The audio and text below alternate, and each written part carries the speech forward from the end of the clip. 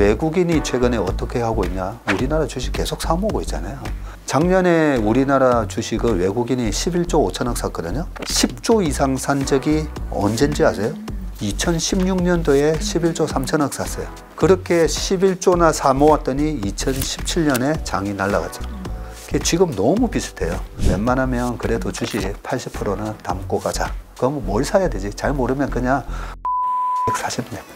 그리고 7월 달부터는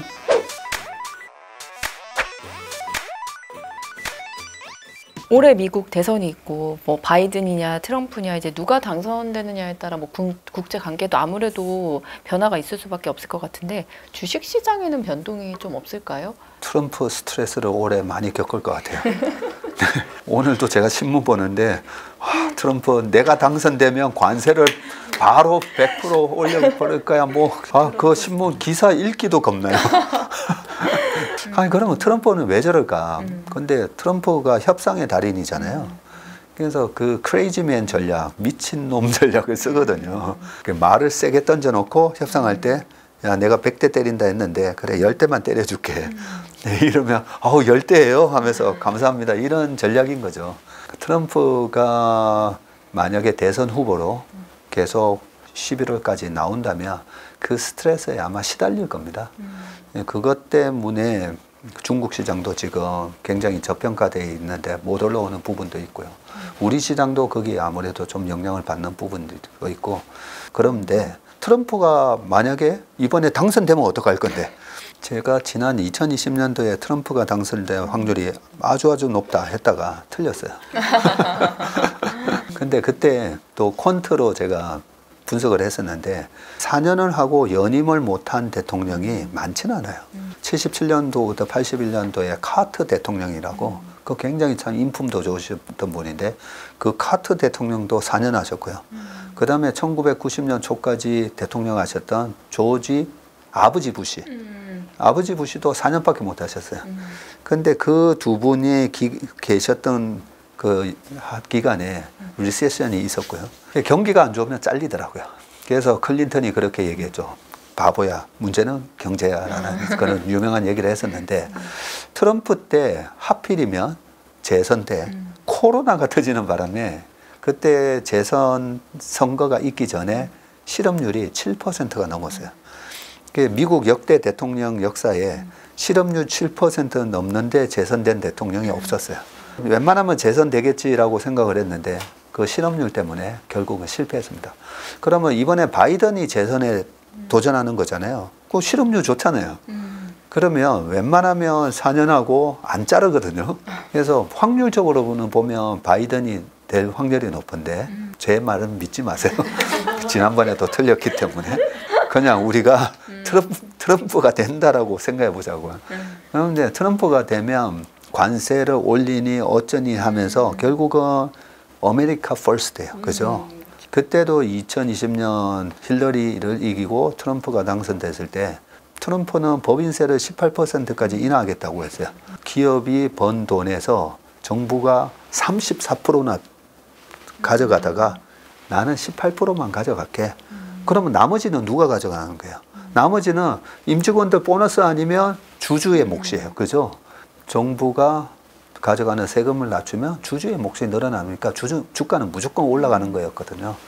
그래서 이번에 트럼프의 공약을 한번 잘 보고요. 이미 지금 법인세는 좀 낮춰져 있는데 어떤 효과가 있을지 모르겠지만 트럼프는 굉장히 영악한 사람이고 경제가 망가지는 거를 원하는 사람은 아니기 때문에 트럼프가 당선됐다고 해서 크게 변할 건 없는데 트럼프가 당선되기 전까지 바이든 정부에서 했던 IRA 법안이니 이거 무조건 나는 엎어버릴 거야. 이런 게 이제 좀 시장에 영향을 줄 것 같다 생각합니다. 핵심 우량 자산을 사야 한다 전무님이 이런 말씀을 자주 해주시는데 이 핵심 우량 자산의 특징 뭐 아까 영업이익률 이렇게 뭐 얘기를 해주셨는데 꼽아주신다면 주식 투자는 웬만하면 내가 초심자다 하면 제발 핵심 우량 자산 저기 시가총액 높은 것들 거기서 좀 매매하셨으면 좋겠고요. 그런데 21년, 22년도에 보면 미국에서도 게임스탑이니 뭐니 나는 투기에 소질이 있어 하면 하셔도 되는데 내가 주식 투자에 초심자다 싶으면 웬만하면 물려도 갖고 있으면 다시 올라올 주식을 사야 되는 겁니다. 물려도. 물려도 올라올 주식이 뭐냐면 뭐 삼성전자 같은 것부터 해서 그러면 이런 생각이 들죠. 네이버 카카오 많이 빠져 있는데 네이버 카카오는 많이 물려 있는데 이게 올라올 주식인가? 그런 생각 드시잖아요. 네이버는 진작에 바닥치고 올라와서 1억 원에 있는데 카카오는 뭐 저점이 깨졌었죠. 근데 왜 저점이 깨졌나 봤더니 이 정도로 부패가 심했어? 이런 게 있었잖아요. 그런데 그런 부분이 과거에 우리나라 대기업도 재벌 총수가 감옥에 가잖아요. 그때부터 주가가 많이 올라갑니다. 그래서 이번에 카카오 뭐 대표가 구속됐다고 해서 이런 뉴스에 그동안에 카카오에 물려 계시던 분들이 안 되겠다, 여기서 팔아야 되겠다 그러실 것 같아서 대표이사가 구속되면 오히려 주가가 오릅니다. 그런 얘기를 말씀드린 적이 있는데 이번에 아마 주가가 올라갈 때 네이버가 삼성전자면 카카오가 하이닉스처럼 저는 카카오의 주가 상승률이 더 높을 거라고 생각합니다. 왜냐하면 그게 페어하잖아요. 리스크 테이킹을 더 했잖아요. 그리고 계속 더 회사가 망가지면 절대 사면 안 되는데 카카오라는 기업은 대체 불가한 지금 우리나라의 SNS 기업이잖아요. 이게 되게 중요하거든요. 카카오 주주가 나 손실 났으니까 앞으로 나 카카오 절대 안 써. 뭐 안 쓸 수가 없죠. 온갖 단톡방에 야 너는 왜 카카오 안 해? 카카오 야 단톡방에 좀 들어와 이러잖아요. 그리고 또 하나 우리가 쉽게 생각하는 부분이 내 동생이 이번에 카카오에 취직했대. 어떡할 거예요? 아니야 카카오 가면 안 돼. 이러실 거예요. 왜 이게 중요하냐면 우리 아이나 내 동생이 입사한다고 하면 이 기업을 장기적으로 보는 시각으로 바뀌어요. 우리가 주식을 너무 단기적인 시각으로 보다 보니까 내가 지금 당장 사서 3개월 동안 벌 수 있냐 이런 식으로 보잖아요. 근데 장기적인 시각으로 봐야 돼요.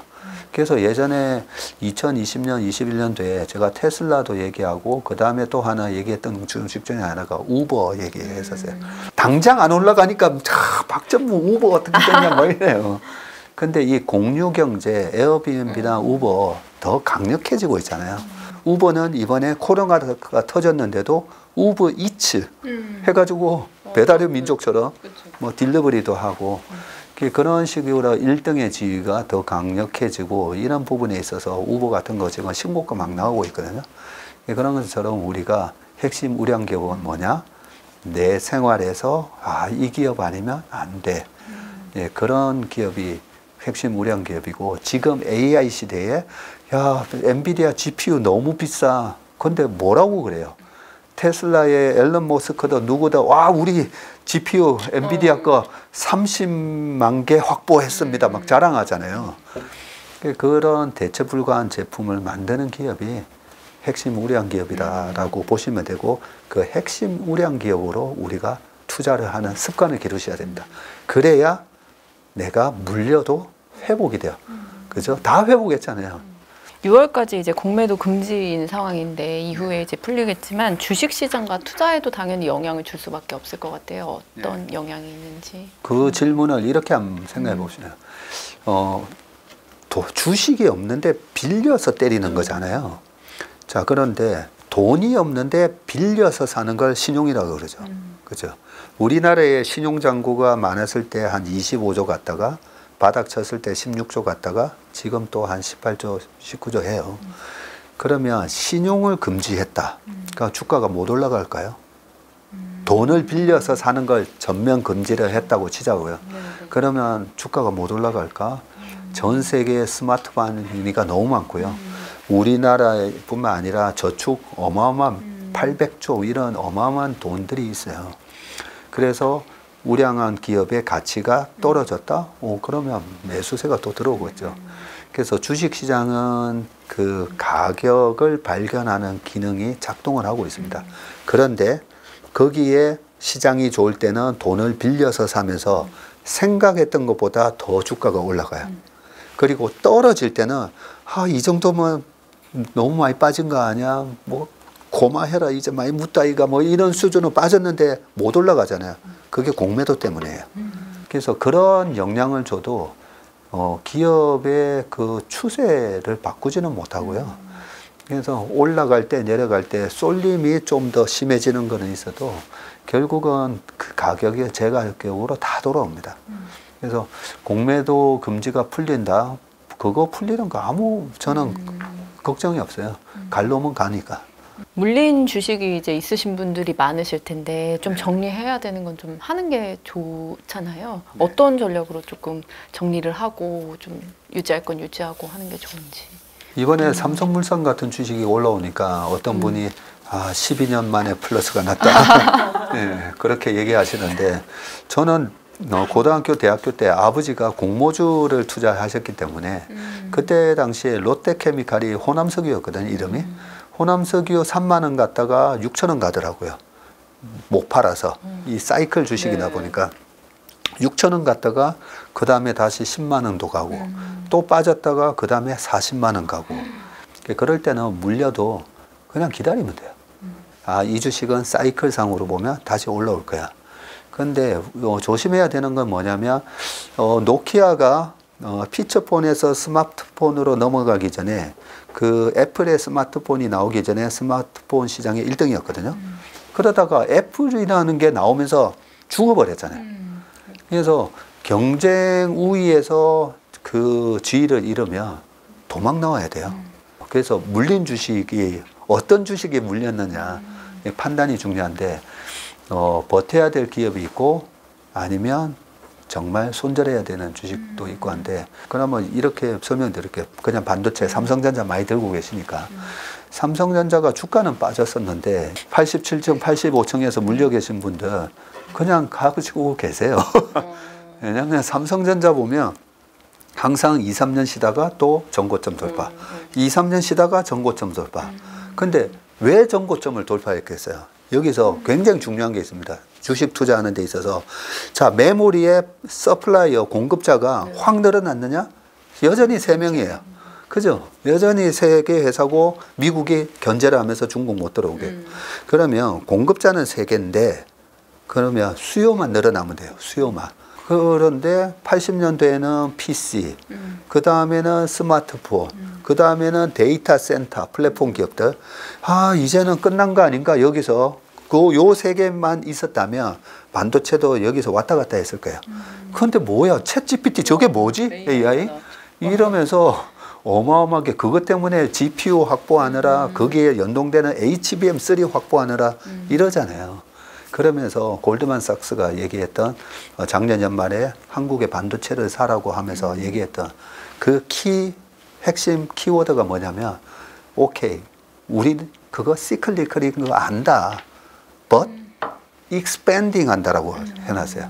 하지만 이 반도체 산업이 계속 expanding 확장하고 있다는 거죠. 이게 되게 중요해요.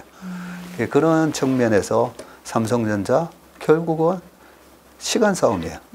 뭐 10년 뒤에 오르는 게 아니라 곧 9만 원, 10만 원. 저는 그게 내년 상반기가 되지 않을까 생각하거든요. 그래서 조금만 더 참으시면 80층, 91층 구조대 이제 곧 갑니다. 올해 같은 이런 시기에는 어떤 분들은 또 금에 그냥 좀 꾸준히 투자해라 이러시기도 하고 뭐 투자 자산이 사실 많잖아요. 뭐 예금, 채권, 뭐 주식도 당연히 있고요.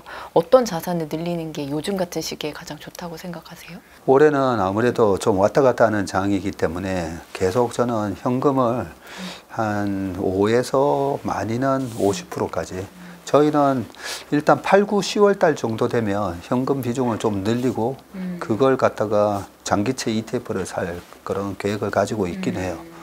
그런데 계속 좀 긍정적인 마인드로 빠질 때마다 무조건 우리는 산다. 아까 그 PBR 0.9 눈 감고 산다. 그런 전략을 갖고 있기 때문에 웬만하면 아직까지도 주식시장에 먹을 룸이 많아요. 먹을 주식이 많고. 그래서 저는 제1순서로 금을 살 거냐, 금보다는 주식이고요. 지금 장기채를 살 거냐, 장기채도 좋긴 한데, 당장은 지금 미국 주식도 괜찮잖아요, 보면. 우리나라 주식도 빠지면 또 바로바로 회복합니다. 그리고 외국인이 최근에 어떻게 하고 있냐, 우리나라 주식 계속 사모으고 있잖아요. 굉장히 많이 샀어요. 작년에 우리나라 주식을 외국인이 11조 5천억 샀거든요. 10조 이상 산 적이 언젠지 아세요? 2016년도에 11조 3천억 샀어요. 그렇게 11조나 사 모았더니 2017년에 장이 날라갔죠. 지금 너무 비슷해요. 작년에 11조 5천억 사고 1월 달 들어와서도 삼성전자 그 2조 3천억어치 블락딜도 받기는 했지만 3조 이상 샀어요, 지금. 외국인이 지금 이 왔다 갔다 하는 매물에 지쳐서 던지는 우리 기관과 개인의 매물을 계속 사모으고 있어요. 이러고 나면 수급이 깨끗해지면서 위로 튀거든요. 그래서 웬만하면 그래도 주식 80%는 담고 가자. 네, 그런 말씀을 드리고 싶습니다. 그럼 뭘 사야 되지? 잘 모르면 그냥 코덱스 200, 우리나라 지수 사세요, 지수. 코스닥 150은 나중에 올해 10월 말에 사시고 네, 코덱스 200 사시면 됩니다. 종잣돈 1억이 있다. 그럼 어디에 어떻게 좀 투자를 하는 게 좋다. 어떤 조언을 해주고 싶으세요? 일단 방금 코덱스 200 말씀드렸고 네. 그 10년 이평선 2,400이 깨지면 코덱스 레버리지 사셔도 돼요. 네, 제가 웬만하면 레버리지라 하시지 말라고 하는데 그 컨빅션 바이를 해야 되는 때가 있거든요. 그럴 때는 코덱스 200을 추종하는데 2배로 추정하는 레버리지 사셔도 되고 올해는 조금 한번 가치주 영역에 있는 것들 이렇게 펼쳐서 봐도 된다는 생각이고요. 예, 그런 측면에서 여전히 그 주식 ETF로 80 그리고 7월 달부터는 채권 ETF로 한 50 옮겨타고 그리고 미국 대통령 선거 전에 전부 100% 주식 ETF로 그렇게 하시면 되고 그때는 10월 말에는 코스닥 150을 30에서 50%까지 늘려도 된다고 생각합니다. 마지막으로요. 올해 개인 투자자들이 어떤 전략으로 시장에 임했으면 좋겠는지 한마디 해주세요. 작년이 쉬운 장이었어요. 작년은 보면 조금만 긍정적인 마음으로 투자하셨으면 상반기 때 2차 전지도 있었죠. 자동차 갔죠. 반도체 갔죠. 뭐 피부 미용 갔죠. 뭐 많이 올랐어요. 그래서 작년은 오히려 주식을 조금만 용감했으면 돈 버는 장이었는데 올해는 어쨌든 리스크 관리를 잘 하셔야 됩니다. 리스크 관리를 항상 마음속에 생각을 해놓고 시장이 빠졌을 때 용감하게 바이언딥스 하나 우리가 그런 용어가 있거든요. 바이언딥스, 세럴랠리 그런 전략이 있는데 최근에 우리나라 개인 투자가분들이 너무 잘하세요. 빠지면 용감하게 막 사시더라고요. 그렇죠? 빠지면 개인 7천억 매수 이러고 또 2,600 가면 개인 매도 뭐 7천억 하면서 계속 그런 전략으로 임하시면 되고 10월 말에는 매수해서 내년 상반기까지 좀 길게 끌고 가는 그런 전략으로 대응하시면 될 것 같습니다. 네, 오늘 박세익 전무님하고요. 올해 주식시장 한번 짚어봤습니다. 함께해 주셔서 감사합니다.